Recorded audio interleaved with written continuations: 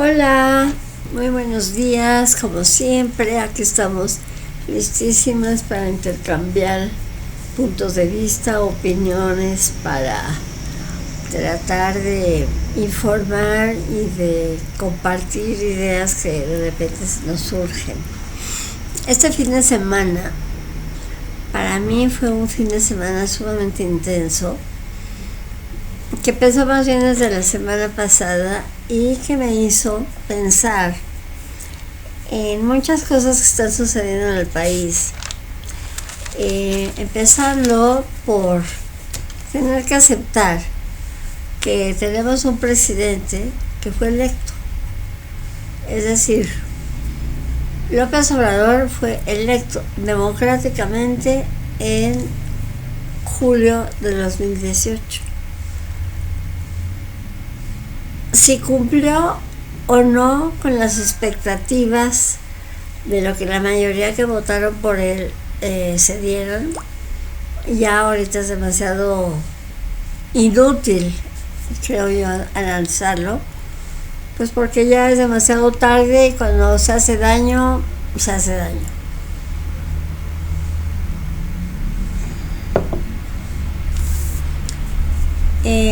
Yo al programa de hoy lo llamo los focos rojos, porque me he dado cuenta que hay muchos focos rojos que están prendiéndose para que los mexicanos hagamos algo. Es decir, elegimos a un presidente y lamentablemente una vez que ha sido electo se siente con el poder, no se siente, tiene todo el poder para hacer y deshacer como él quiera, ¿sí? Entonces, lamentablemente con lo que está pasando, siento que su actitud, sus contactos, sus decisiones verdaderamente nos están llevando supuestamente a un pretendido estado socialista que, si me permiten, voy a demostrar pues que está mal. Para empezar, empieza este hombre a analizar la necesidad de cambiar nuestro sistema educativo y nombra a un cuate que se llama Marx Arriaga. Probablemente se llama Marx porque sus padres o su papá tenía un antecedente de conocimiento de Carlos Marx, o porque le sonó divertido. Pero la realidad es que este hombre, en una mañanera de la semana pasada, se atrevió a decir que la educación en México era burocrática, conductista, punitiva, patriarcal, racista, egocéntrica, inhumana y clasista. O sea, vivimos en la peor de las realidades. Y aquí llega este hombre a pretender salvarnos con un sistema educativo que ellos dicen que va a estar formado por fases en lugar de grados, para hacer que el niño aprenda con elementos más humanos, más sociales y de mayor respeto. Él puede poner el nombre que quiera. Él y su patrón, que es López Obrador, nos dejemos de tonterías, es un adoctrinamiento de nuestra infancia, ¿sí? Y entonces, si hasta se atreven a decir que hay ciertos términos que se deben eliminar de nuestro diario mensaje, no pueden decir productividad, obviamente no pueden decir neoliberalismo, no pueden decir abuso, una serie de palabras que deben estar prohibidas en el lenguaje.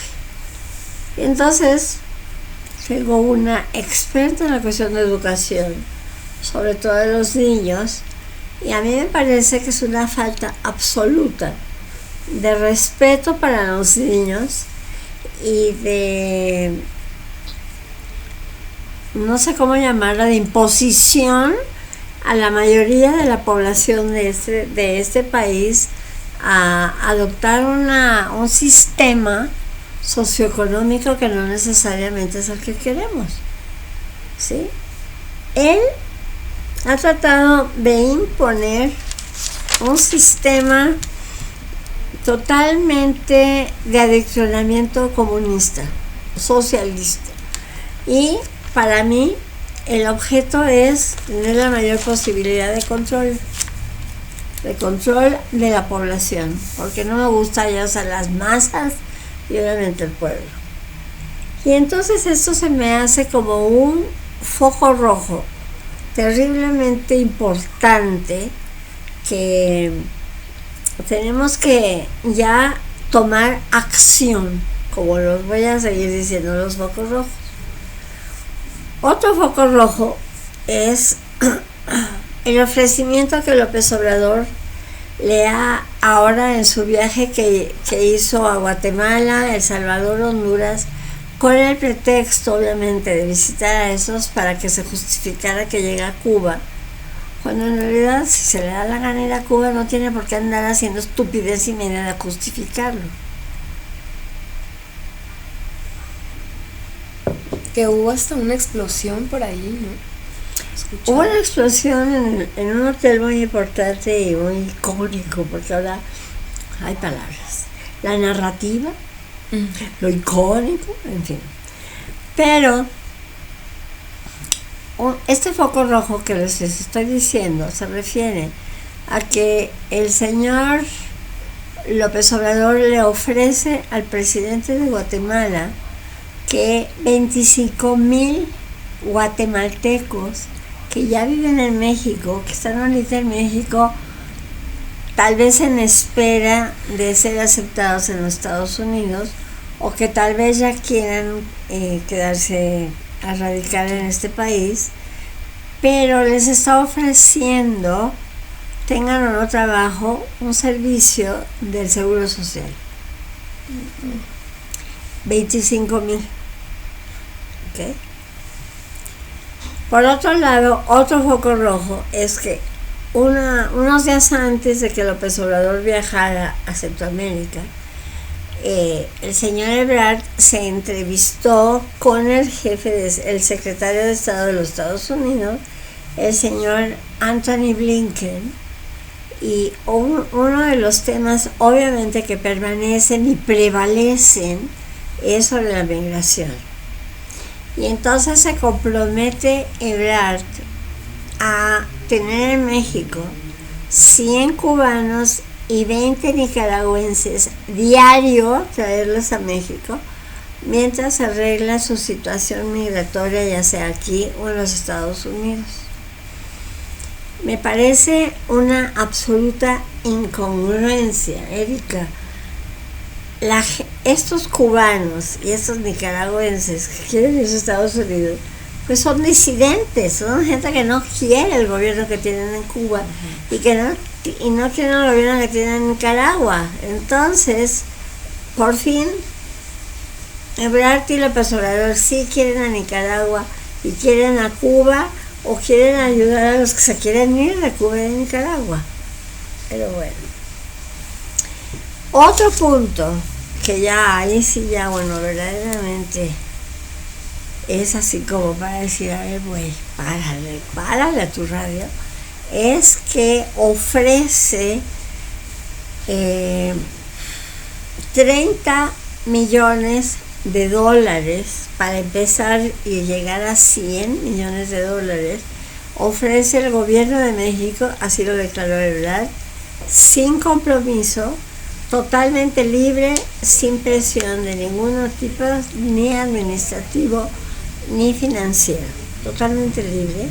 ¿Para qué? Para que en El Salvador puedan implementar los dos programas que para el observador son lo maximorum. Uno es Sembrando Vida, que no sé qué quiere decir eso. ¿Se refiere a sembrar árboles? Creo que sí, ¿no? Sí. Los árboles. Sembrar árboles, yo lo que he visto es que cortan árboles y se llevan la caoba a Guatemala, pero bueno. Y el otro es el programa de Jóvenes para el Futuro.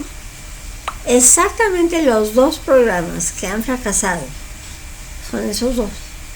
porque el apoyo o becas o como quieran llamarlo a personas de la tercera edad, bueno, pues 2 que 3 se supone que están ayudando a la gente de la tercera edad en alguna medida con un ingreso que si bien no soluciona todos sus problemas económicos, pero algo les ayuda. Y las becas a los muchachos de la secundaria, de la prepa y en la universidad, creo que además de la prepa, también en alguna forma les ayudan, que además presume de que les da 2.300 pesos. Pero no es cierto, porque el hijo de Yolita recibió 800. Pero bueno. Yo, ¿sabes qué, Miriam? Que yo me pregunto si esto es muy México o si esto pasa en varios países, porque no es la primera vez que escucho que el gobierno le brinda becas a los jóvenes, a las madres, etcétera, pero que no llega, o que llega 3 meses después, o que les llega hasta el final de toda de todo, o sea, que se esperaba que les llegara cada 3 meses o cada mes, y cuál les llega después de 6 meses. Me pregunto qué pasaría si en Estados Unidos tiene becados o pensionados a personas y de repente desaparece la beca y les llega en 6 meses. Esto no sé si sea solo aquí o sea una cuestión. Pues mira, yo supongo que si es aquí y si es en otros países socialistas que iba a llegar, ya lo voy a decir de una vez. Se habla de intenciones de establecer el socialismo. Esa intención empezó con la Unión Soviética a principios del siglo pasado, en 1917.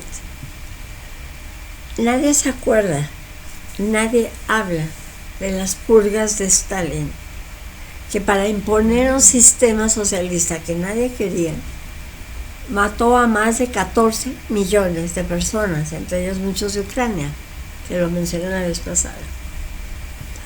Nadie menciona y nadie se acuerda de las purgas de Mao en China para imponer un sistema que la gente no quería.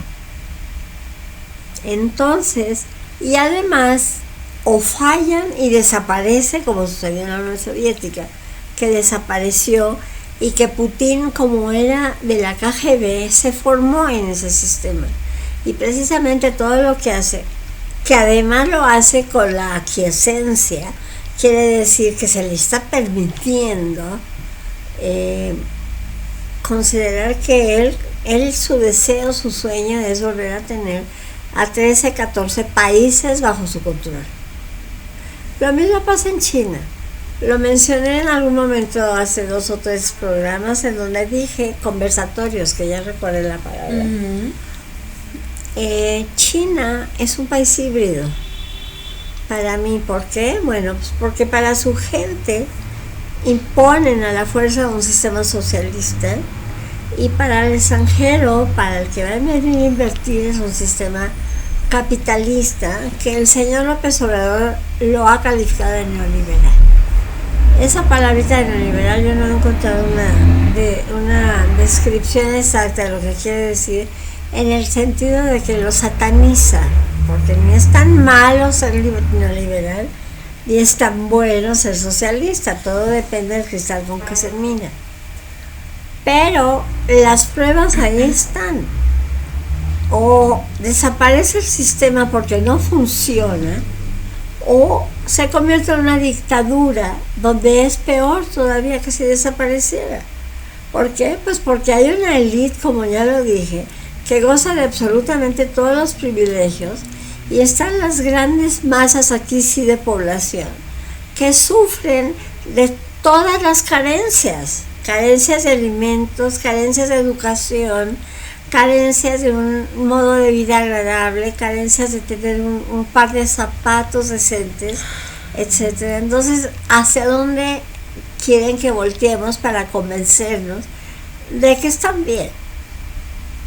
¿Sí? Y entonces él se autonombra el líder y pretenden de que desaparezca la OEA para que no dependamos y no se abuse de nosotros cuando en total en América hay 8 países con tendencias socialistas y América está formado por 33. En la OEA hay 33 estados-nación. Entonces 8 quieren que los otros 27 hagan lo que ellos quieren. 25.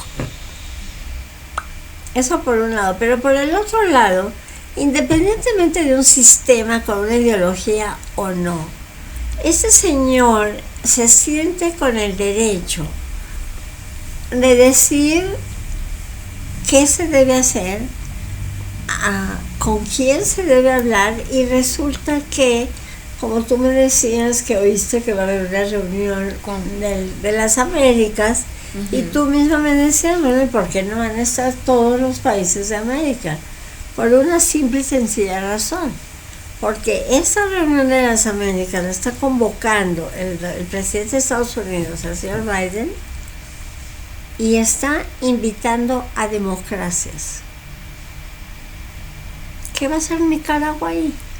¿Con qué cara va a llegar Nicaragua si no existen las elecciones normales? Ya no digas Venezuela y Cuba.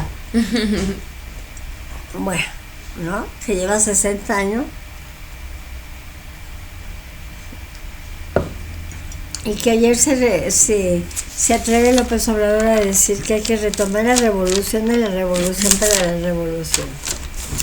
En fin, lo que quería también decir como foco rojo es el pretender hacer lo que se les da la gana a los dirigentes, hacer algo ridículo además, como lo que pasó la semana pasada con la señora Sheinbaum, negando la autenticidad de un informe de una empresa que ella misma eligió, que fue la empresa noruega, para evaluar los daños y qué es lo que los había provocado del metro de la línea 12, que aquí sí, ya no nada más ver si sí o no están los carros, aquí hubo la pérdida de 26 vidas, hubo 100 heridos, de los cuales muchos de ellos ya no se van a recuperar, ya no pueden caminar, ya no pueden moverse, y ella con la mano en la cintura, o sea, se creen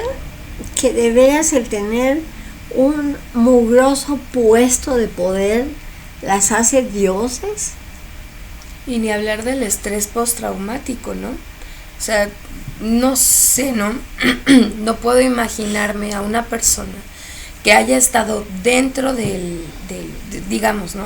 Seamos un poco más empáticos e imaginemos ese momento donde, por la hora en la que eran, todavía había muchísima gente adentro del metro, ¿no? O sea, estaban totalmente apretados. Todos iban regresando a su casa después de trabajar todo el día. Entonces, imaginemos entonces ese tipo de magnitud catastrófica que va a quedar en la memoria de niños, de madres, de esposos que iban de regreso a casa, de parejas. Y cuánto, no sé, ¿no? La verdad no sé qué tipo de... El gobierno cree que solo con dar dinero, ¿no? Ah, ya, falleció, te damos tu, creo que le llaman indemnización. Pero ni siquiera, nada más la prometen y ni la dan. ¿Y qué hay de después de eso? Un tratamiento psiquiátrico o psicológico para las personas que los lleguen a necesitar. ¿De qué manera está atendiendo el gobierno a estas personas? Y no solo a ellos, ¿no? Sino a todos. Porque todos, al ser partícipes por el simple hecho de poder ver este tipo de eventos, estamos viviendo un estrés postraumático. ¿Qué hay de nosotros? ¿Una línea del bienestar? Es que esa es la frase. Yo no sé qué haría López Obrador si en nuestro lenguaje no existiera ni la palabra corrupción ni bienestar. Y entonces él ahora se atreve a pretender que en ese nuevo sistema educativo se eliminen ciertas palabras que pueden dañar al niño y deshumanizar. Pero además hay una cosa, volviendo a lo de la cuestión del sistema educativo, que para mí es lo más grave que está pasando.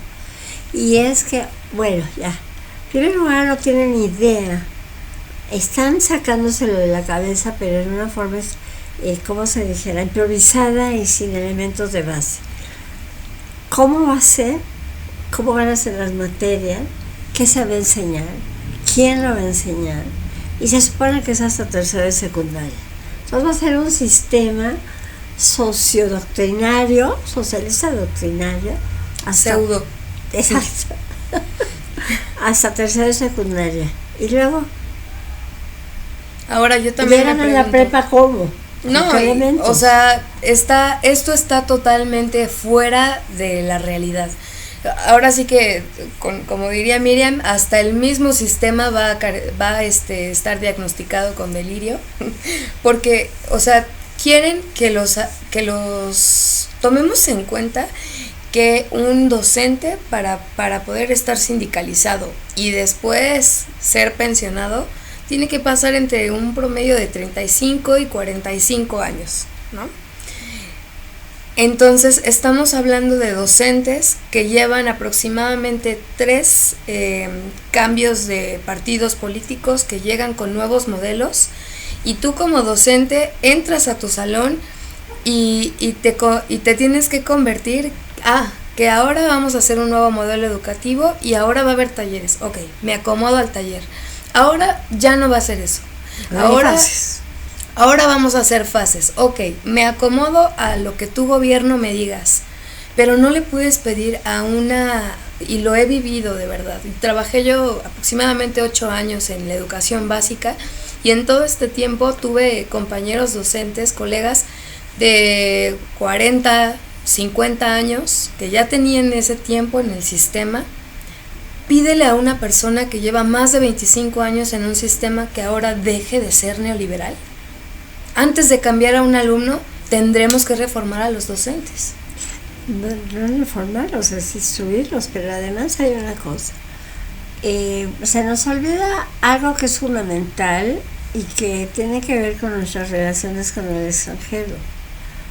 Nosotros no somos una isla, somos un país que interactúa con todos los demás del sistema internacional. Entonces, el sistema internacional está formado por 195 países, de los cuales creo que 9 son socialistas. 9. Y los otros 180 y tantos con los que interactuamos, con los que se supone que tenemos negocios, con los que se supone que nos van a atraer inversión para que haya empleos. No va a haber nada de eso. Bueno, no está viendo nada de eso, aunque los periodistas y los analistas digan que ya vamos mejor, sí vamos mejor. El Banco de México está tomando decisiones adecuadas o no las están tomando. La realidad que yo siento es que estos focos que estoy mencionando, como que ya basta, porque además me quedé muy impresionada la semana pasada que 6 diferentes amistades me mandaron un artículo que escribió Guadalupe Loaiza, en donde ella habla en una forma muy chistosa, como lo hace siempre, pero además profunda, de todo el rollo que es Gertz Manero. Y ya habló de Gertz Manero, ya se habló de Gertz Manero 8,000 veces, ya han hablado, se la pasan todos los días haciéndole publicidad a López Obrador, diciendo lo que dice y que no sirve para nada. Bueno, ya, la oposición y los organismos no gubernamentales tienen ya que ponerse a trabajar, no basta. Por eso estoy hablando de focos rojos, que nos están diciendo: aguas, mexicano, te estás yendo al carajo. Ahora todos en redes sociales ya nos dicen focos rojos, dicen red flags. ¿Red flags? Sí, banderas rojas. Para observar bien a alguien y sentir que esa persona no es la correcta, dicen red flags. Y definitivamente este gobierno nos está aventando sus red flags. Está hecho de puros red flags. Sí. Entonces, volviendo a insistir en lo que vengo insistiendo desde hace más de un mes y medio, y tú también a raíz de lo que has aprendido con tus nuevos diplomados, tenemos que dejarnos ya de estar perdiendo el tiempo en contestarles a los de Morena sí o no, si los declaran culpables o no, si somos traidores de la patria o no, que ya se dejen de carambadas y que se pongan a construir una relación cercana con la población. O sea, que muchas de las gentes que llamamos indecisos, que conozcan otro tipo de vida, que no es lo que el señor López Obrador había prometido y no cumplió. Porque si seguimos con estos ojos, o sea, vamos a seguir dando nuestros impuestos para que El Salvador, con este hombre que está también medio botado de la canica, tenga su programita de, ¿cómo se llama? Sembrando Vida, cuando están a punto de quitarlo y de tener todos los problemas del mundo. Pues no. Entonces, insisto, tener conciencia, por favor, piensen, que no todo es así color de rosa y que no todo, bueno, pues total, si se friega lo componemos, porque no todo se puede componer, y mucho menos con la velocidad que se requiere para que este país no siga destruyéndose. Triste, ¿no? Va a ser, insisto, que nos prepare lo que le sigue ahorita de su nuevo modelo pedagógico. 3 años, o sea, cambiar el modelo educativo 3 años para que el siguiente año entre otro gobierno y decidan volverlo a cambiar. Y entonces, ¿qué pasa? O sea, lo que está sucediendo es que cada sexenio con sexenio se fragmenta la educación, y la educación junto con una generación. Y no podemos dejar de temerle al cambio, pero pues esta vez es más que miedo, es simple historia. No, está yéndose a lo absurdo. Yo te iba a preguntar, Miriam, hace 1 o 2 sesiones nos mencionabas que Delfina va a dejar el sistema de la SEP para entrar a otra administración, algo así. Delfina debería estar en la cárcel. Porque ya se le demostró que ella estaba utilizando recursos que le pagaba a sus empleados cuando ella era la presidenta municipal de Texcoco, porque estaba quitándoles el 10% de su sueldo para utilizarlo para sus propias campañas o las de López Obrador. Bueno, obviamente no está en la cárcel, está en la silla de la Secretaría de Educación, en donde estuvieron gente del tamaño de Jaime Torres Bodet, de Vasconcelos, de Jesús Reyes Heroles, y está Delfinita decidiendo, teniendo en sus manos la decisión de la educación del país, que ahora resulta que ya va a dejar todo en manos de Marx Arriaga. ¿Quién es Marx Arriaga? Se me olvidó al principio hablar de él. Tengo entendido que él es un filólogo que hizo su doctorado en la dirección en la Universidad Complutense de Madrid, y que supuestamente es muy cercano a la esposa de López Obrador. Unos dicen que porque fue su sinodal en su examen de doctorado, otros dicen que fue su asesor, y otros dicen que él es el que hizo la tesis. A saber. Lo que sí sé es que habla con un convencimiento.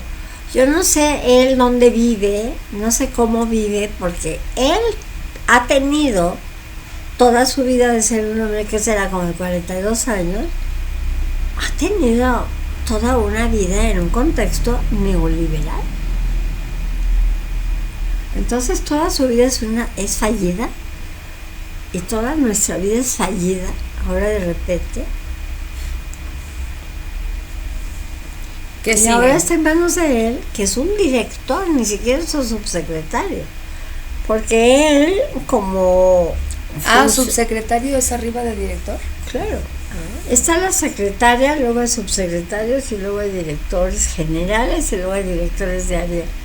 Y entonces resulta que este cuate se va a encargar de los libros de, ¿cómo se llaman? De texto gratuito. Entonces, pues esperemos que esta persona, bueno, eso yo lo digo a lo mejor por lo que he estado estudiando y todo, pero que de verdad, por favor, dejen de escribir que sacábamos corazones los aztecas y demás. O sea, que de verdad, si van a poner a alguien que haga estos libros de texto, sea una persona lo suficientemente preparada, para entender los procesos de aprendizaje. Que si alguien, más o menos, los procesos de aprendizaje, los 5 más importantes son atención, percepción, memoria y aprendizaje, 4. Y de ahí todos los que se derivan de la taxonomía de Bloom, que bueno, esa es ya otra plática más extensa, pero por favor, primero que analicen esto y segundo, que lo que vaya a venir en los libros sea verídico y sea total, que sea revisado no por una persona, como dicen, neoliberal, ¿no? O sea, que sea de verdad algo que el mexicano necesita saber y que a través de su pensamiento crítico le sirva para su vida. Para su pensamiento, ¿no? Para una mejor conciencia y un proceso de un desarrollo colectivo, más no individualista. No tanto individualista, sino aquí sí social, sí, pero en una doctrina socialista que lo que va a hacer es dañarnos. La verdad es que ya pónganse las pilas, por favor, la oposición, los organismos, la gente en general, ya pónganse a pensar que nos quedan 2 años. 2 años para las elecciones, caray. No, menos. Ya 2024 se ve aquí. No, es que en 2024 es ya las elecciones, pero uno debe prepararse desde antes. Si no, ¿qué vas a con qué propuesta vas a llegar al ciudadano para que no vote por Morena? Si estamos aquí instalados en ver, oír y callar. Estaba viendo en el periódico que hicieron una encuesta nacional a 1,000 adultos en México y que Ebrard está en el 34% de las posibilidades de quedar. ¿Cómo? Y yo digo, ¿no? Esto es cómo se tergiversa la información en los periódicos, porque 1,000 adultos a nivel nacional no representan ni siquiera la Ciudad de México. Y decir, no, sí, Ebrard está ganando, Ebrard, vamos, ¿no? ¿Qué manera de manipular la conciencia de los ciudadanos?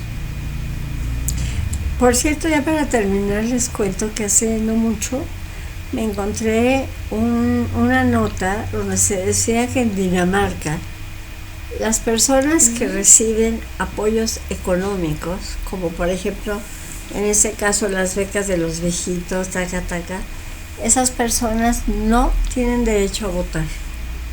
Esto quiere decir, si tú estás recibiendo una ayuda del gobierno, no puedes votar porque eso sería clientelismo, que es lo que hace López Obrador, comprar el voto.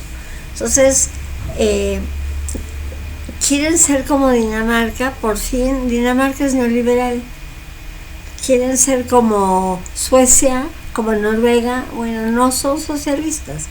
Tienen toda una serie de estructuras que probablemente tengan elementos socialistas que son las partes beneficiosas del sistema. Claro. Pero eso deberíamos aprenderlo. Señor, usted me está dando a mí, yo no puedo votar. ¿Por qué entonces me está comprando el voto? Y eso es lo que se debe evitar. Lo peor es que no podemos comparar las necesidades, o bueno, estoy hablando burdamente, pero no podemos comparar las necesidades de una persona en Suecia o en Dinamarca con las necesidades de un mexicano que vende su voto hasta por una despensa. Entonces es otro tipo de necesidades, otro tipo de cultura, que por eso insisto y lo recalco, nosotros aquí tanto Miriam, que es la que trae el conocimiento para todos nosotros, como yo aquí acompañando lo que nos brinda, siendo un ojo, como todos los ojos que nos ven en casa. Queremos aumentar la conciencia y queremos compartir esta colectividad que tanto se manifiesta en nosotras y que creo que también en ustedes. Entonces, si está en sus posibilidades, compartan este tipo de información, compartan sus experiencias, compartan la vida misma con el humano que tienen a un lado, para que cuando se trate de elecciones o de carencias o de hambre o de alguna necesidad afectiva, estemos todos unidos para todos. Y preparados. Pero no con un sistema doctrinario. Por favor, no. Gracias. Que tengan una bonita semana y seguimos en contacto. Abrazos. Quiero hacer un reconocimiento antes de irnos, por si alcanzan a ver hasta este momento del video, un sincero reconocimiento a Miriam Weisberg, porque, o sea, tener su edad, tener su energía y tener el ímpetu de estar aquí frente a todos, se necesitan agallas, se necesita fuerza, se necesita virtud. Así que ojalá que haya más Weisberg alrededor del mundo. Ahora sí, me despido. Pónganle like por ahí, dejen sus comentarios, que estaremos gustosas de leerlos. Gracias. Hasta entonces.